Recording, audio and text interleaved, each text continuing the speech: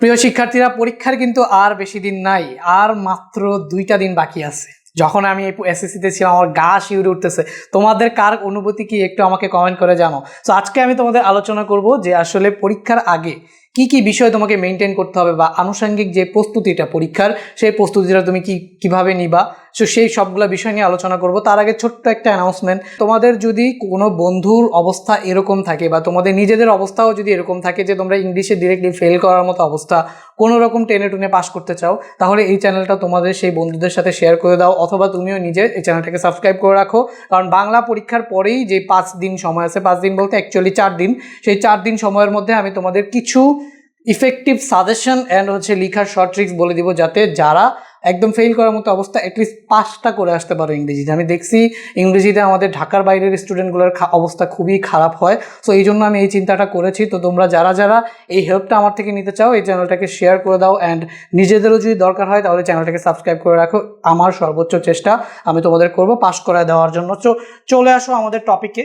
তো প্রথমেই এখানে দেখতেছো যে আসলে পরীক্ষার আনুষঙ্গিক কী কী বিষয় তোমাকে মেনটেন করতে হবে সেগুলো নিয়ে আলোচনা করতেছি। একদম সবার প্রথমে সবচেয়ে ইম্পর্টেন্ট যে জিনিসটা, সেটা হচ্ছে অ্যাডমিট কার্ড ও রেজিস্ট্রেশন কার্ড। দেখো ভাই, অ্যাডমিট কার্ড ও রেজিস্ট্রেশন কার্ড ছাড়া তো অ্যাডমিট কার্ড ছাড়া তো তোমাকে কেন্দ্রে ঢুকতে দিবে না। আর কেন্দ্রে ঢুকলেও তোমার অ্যাডমিট কার্ড ছাড়া পরীক্ষা কিন্তু বাতিল হয়ে যায়। ঠিক আছে, অ্যাডমিট কার্ড ছাড়া তোমাকে পরীক্ষা দিতে দিবে না। অ্যাডমিট কার্ড দেখেই তোমার খাতাকে কি করবে, সাইন করবে। এখন তো পরীক্ষায় তুমি ক্রমাগত যাচ্ছ, আবার অ্যাডমিট কার্ড এবং রেজিস্ট্রেশন কার্ডের গুরুত্ব কিন্তু অনেক বেশি। তোমার এসএসসির পরে যখন এইচএসসিতে যাবা, এইচএসসিতেও কিন্তু তোমার এই রেজিস্ট্রেশন কার্ড প্রয়োজন আছে। তো তুমি বুঝতেই আছো যে এই অ্যাডমিট কার্ডটা তোমার পরীক্ষার জন্য অনেক গুরুত্বপূর্ণ, রেজিস্ট্রেশন কার্ডটা তোমার পরীক্ষার জন্য এবং পরীক্ষার পরবর্তী সময়ের জন্য খুবই খুবই খুবই গুরুত্বপূর্ণ। সো এই দুইটা জিনিসকে সামনে রাখতে হবে। তো এখন হইতে পারে কি যে পরীক্ষার হলে বা কোনোভাবে তুমি অ্যাডমিট কার্ডটা হারায় ফেলছো, বা পানি পড়ে বা কোনোভাবে ছিঁড়ে গেছে, নষ্ট হয়ে গেছে, বা ভাঁজ পড়ে নষ্ট হয়ে গেছে, হইতেই পারে। ঠিক আছে, তো এটাকে তোমাকে খুবই সাবধানতা অবলম্বন করতে হবে, বিশেষ করে রেজিস্ট্রেশন কার্ডের ক্ষেত্রে।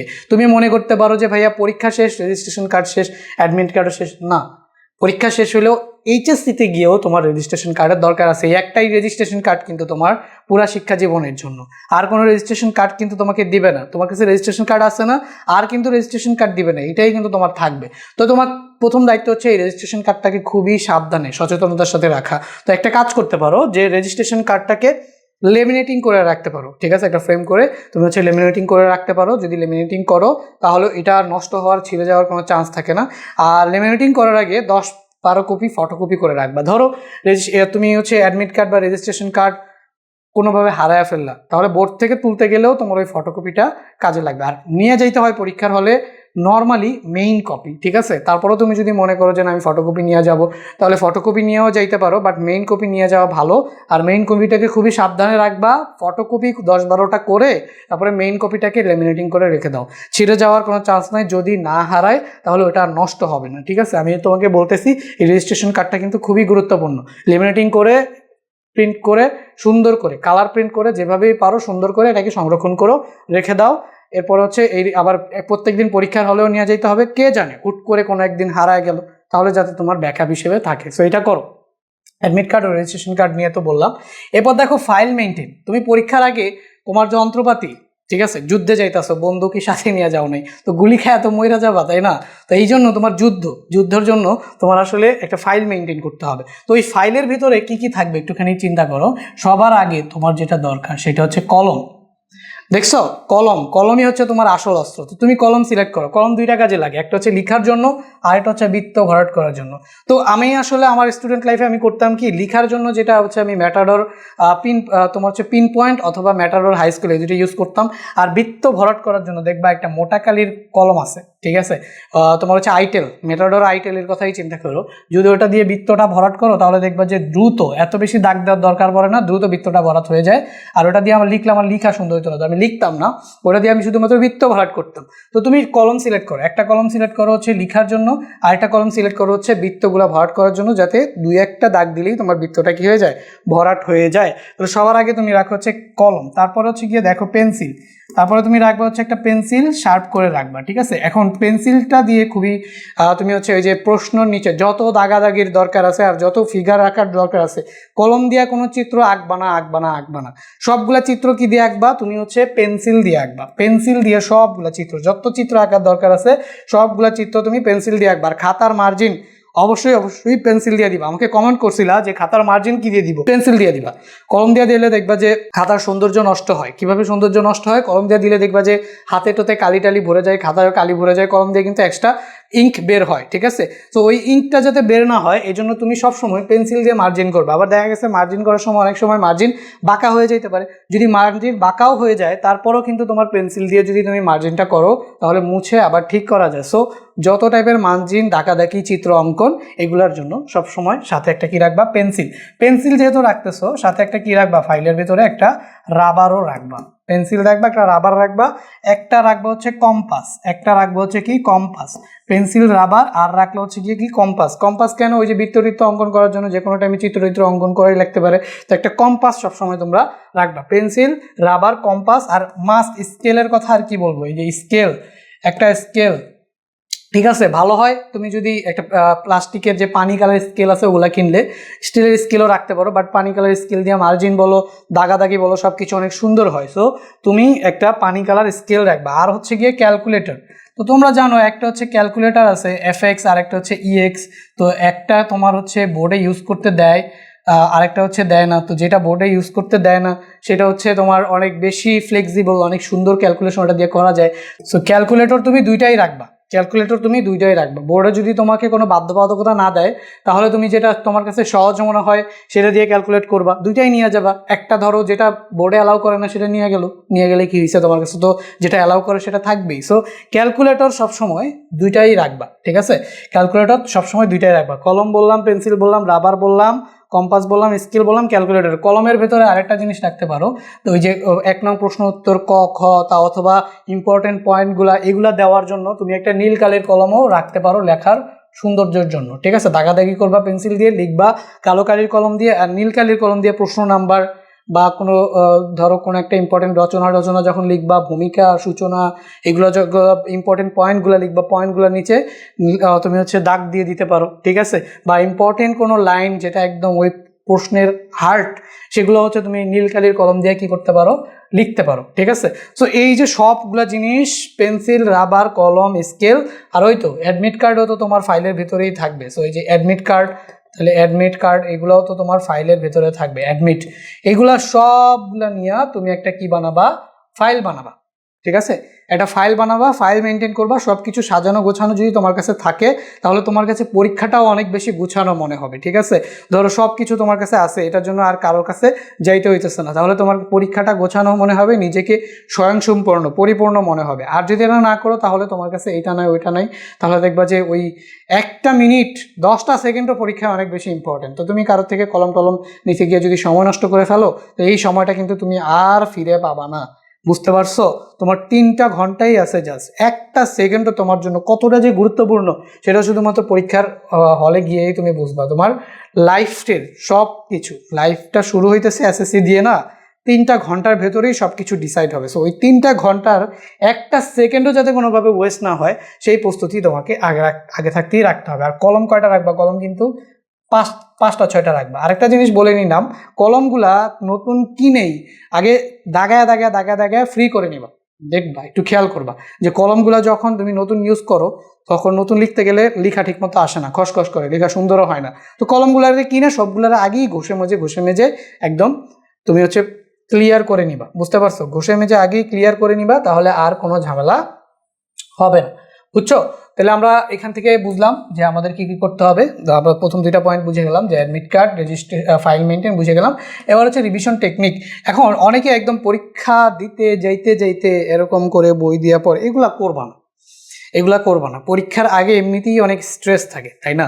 তো তুমি যদি পরীক্ষার আগে এভাবে পড়তে রাস্তা দিয়ে যাও, তোমার ব্রেইন মানে দেখবা কিন্তু যদি তুমি একটা জায়গায় স্টিলভাবে বসে না পড়ো, ঠিক আছে, বা তুমি স্ট্রেসের মধ্যে পড়ো, তাহলে তো পড়া তো হয়ই না, উল্টা যেগুলো পিছনে পড়ে আসছো সেগুলো গুলায় যায়, ভুলে যাও। তুমি 2 বছরে পড়ে কিছু করতে পারো না, পরীক্ষার 1-2 ঘন্টা আগে পড়া তোমার কি আর করে ফেলবা, কি আর করে শেষ করে ফেলতে পারবা, কিছুই না, বুঝছো। এমনও হইতে পারে যে পরীক্ষার 1-2 ঘন্টা আগে পড়া তুমি মাথাটারে আউলায় ফেলাইতেছো, হ্যাঁ, স্ট্রেস নিয়ে আল্লাহ টাইম নাই, পড়তে হবে, সব পড়ে ফেলতেছো, কিন্তু ওগুলা কিছু আসলোই না। উল্টা কি করলা, তোমার ব্রেইনকে তুমি হচ্ছে তোমার ব্রেইনকে রিল্যাক্স না রেখে ব্রেইনের ফাংশনালিটিস কমায় দিলা, ব্রেইন আর আগের মতো অ্যাক্টিভ না। তুমি ব্রেইনের তো বিশ্রাম দরকার, তাই না?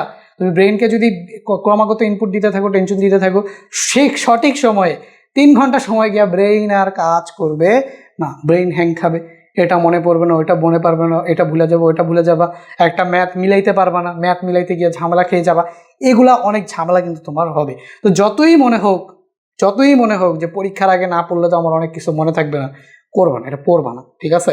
পুরা ব্রেইনটাকে একদম রিল্যাক্স রাখবা, শার্প রাখবা, যত রিভিশন দিতে পারো আগের দিন রাতে দিয়ে ফেলো, ঠিক আছে? আগের দিন রাতে দিয়ে ফেলো, সকালবেলা ঘুম থেকে উঠে কোনো কিছু করবা না, সুন্দর করে রিল্যাক্সে ফ্রেশ মুডে পরীক্ষায় যাবা, মাথাটারে পুরা ফ্রেশ রাখবা, প্রশ্নটা পাওয়ার সাথে সাথে ব্রেইনকে পুরো অ্যাক্টিভ বানায় ফেলাবা, ঠিক আছে? ব্রেইনকে আগে কোনো প্রেশার দিবা না, পরীক্ষার প্রশ্নটা পাইছো, তারপরে হচ্ছে ব্রেইনকে সব অ্যাক্টিভ করে ফেলবা, সব দেখবা অটোমেটিক্যালি সব কিছু রিকল হচ্ছে, কি কি পড়ছো, কি কি পারো না পারো, সব কিছু রিকল হচ্ছে। এখন একান্তই যদি তোমার পড়ার দরকার হয়, পরীক্ষার আগ মুহূর্তে সর্বোচ্চ তুমি 1-2টা সূত্র যেগুলো আছে, সূত্রগুলা জাস্ট দেখতে পারো। মেইন কথা, রিভিশন যা দিবা পরীক্ষার ঠিক আগের, ধরো কালকে সকাল 10টা বাজে পরীক্ষা, আজকে রাতে 2টা পর্যন্ত দরকার হয় পড়ো, 2টা পর্যন্ত পড়ে যে ঘুম দিলা, সকালবেলা উঠে আর কোনো কিছুই পড়বা না, ঠিক আছে? সকালবেলা উঠে সুন্দর করে চলে যাবে, যদি পড়তেই হয় একান্ত সর্বোচ্চ ফর্মুলাগুলো রিভিশন দাও, এর বাইরে আর কিচ্ছু না। মাথাকে এক্সট্রা প্রেশার দেওয়া যাবে না, যতটা সম্ভব রিল্যাক্স রাখতে হবে পরীক্ষার আগের মুহূর্তে, নো রিভিশন, ওকে? তো রিভিশন টেকনিক গেল, এবার হচ্ছে গিয়ে সময় নির্ধারণ।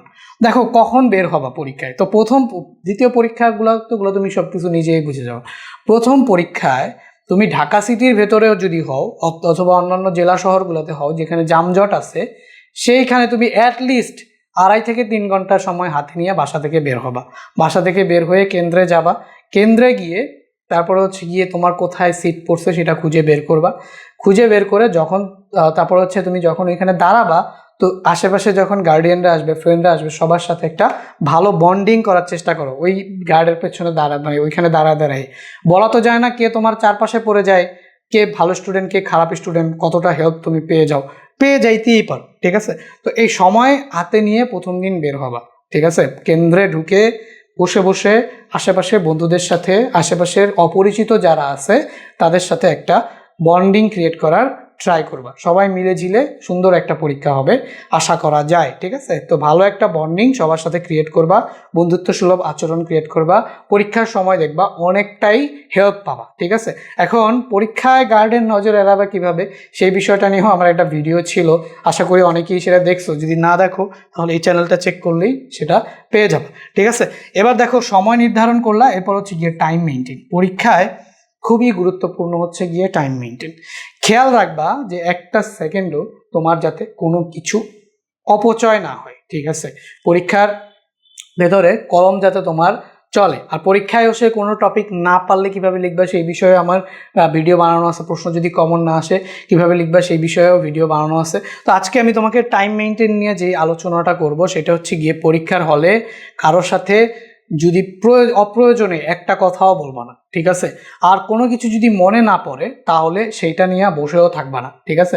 পরীক্ষার প্রত্যেকটা সেকেন্ড অনেক বেশি ইম্পর্টেন্ট। ধরো কোনো একটা কিছু মনে পড়তেছে না, ওইটাকে ওই জায়গায় রেখে সামনের যে প্রশ্নগুলো আছে সেগুলা দেখবা, সেগুলা লেখা ট্রাই করবা। এটা কেন মনে পড়তেছে না, এখনই মনে পড়তে হবে, এটা নিয়ে বসে থাকবা, এইগুলা করা যাবে না। টাইমগুলা খুব সুন্দর করে মেনটেন করতে হবে, ঠিক আছে? অথবা কেউ আমাকে দেখাবে, সেই দেখার আশায় আমি কিছু না লিখে বসে আছি, এগুলাও করা যাবে না, ঠিক আছে?